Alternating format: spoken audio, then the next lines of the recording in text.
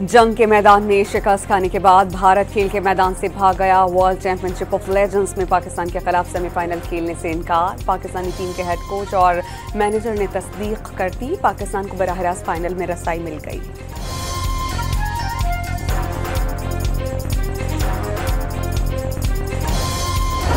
पाकिस्तान ने मैदान जंग में भारत को तारीखी शिकस्त देकर पूरी दुनिया को दंग कर दिया। वज़ीर-ए-आज़म शहबाज शरीफ का विफाकी काबीना के इजलास से खिताब। मुसल्लह अफ़वाद की पेशेवराना महारत को ख़िराज तहसीन।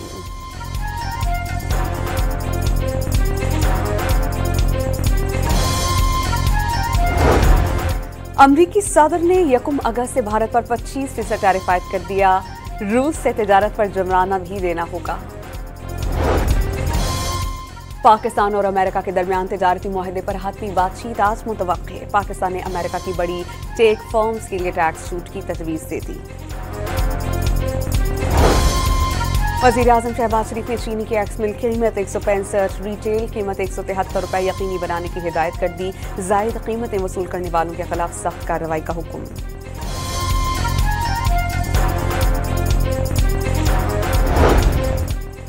गिलगित बल्तिस्तान के जिला गुजर की तहसील अशकोमन में सैलाब से तबाहकारियां। मजमूई तौर पर 65 मकानात मुतासर, 18 दुकानें तबाह हो गईं। 2 कारखानों और DJ स्कूल की इमारत को नुकसान पहुंचा।